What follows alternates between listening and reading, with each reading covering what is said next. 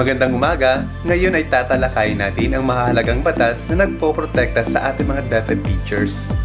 Alam niyo ba na may mga batas na nagpoprotekta sa inyong trabaho, kaligtasan at karapatan?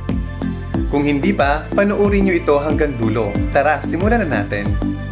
Unang-una sa listahan natin ang Magna Carta for Public School Teachers o Republic Act No. 4670. Dito nakasaad ang mga benepisyo ng mga guro tulad na: una, job security o protection laban sa biglaang pagtanggal sa trabaho. Pangalawa, limitadong teaching hours sa 6 na oras kada araw. Pangatlo, may study leave na may bayad matapos ang 7 taon na serbisyo. At ang pang-apat, proteksyon sa sobrang trabaho at patas na sweldo. Kaya kung isa kang public school teacher, siguraduhin mong alam mo ang karapatan mo. Alam natin na hindi maiiwasan ang mahigpit na pakikitungo sa mga estudyante, pero paano kung may nagreklamo ng hindi makatarungan? Dito papasok ang Republic Act No. 7610 at DepEd Order No. 40 Series of 2012 na nagbibigay ng tamang proseso bago parusahan ng isang guro.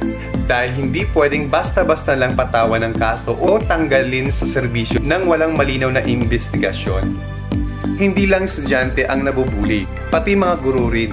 Kaya, mayroong Anti-Bullying Act o Republic Act No. 10627 na nagpoprotekta laban sa harassment mula sa estudyante, magulang o kapwa guro. Dagdag pa rito, may Safe Space Act o Republic Act 11313 na pumoprotekta sa mga guro laban sa anumang uri ng sexual harassment sa paaralan. Kaya kung nakakaranas kayo ng hindi makatarungang pagtrato, huwag matakot magsalita.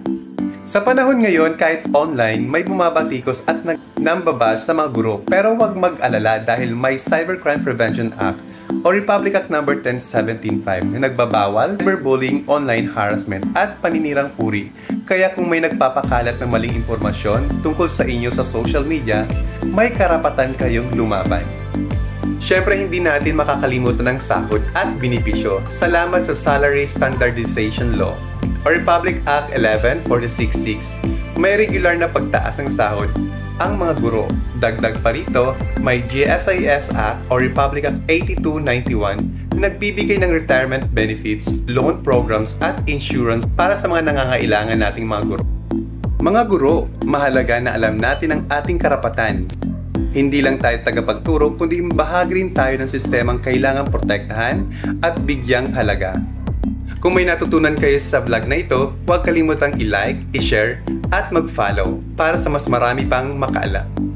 Hanggang sa susunod, at tandaan, ang isang guro na may alam sa kanyang karapatan ay isang gurong hindi aabusuhin. Salamat sa panunood, mabuhay ang ating mga guro!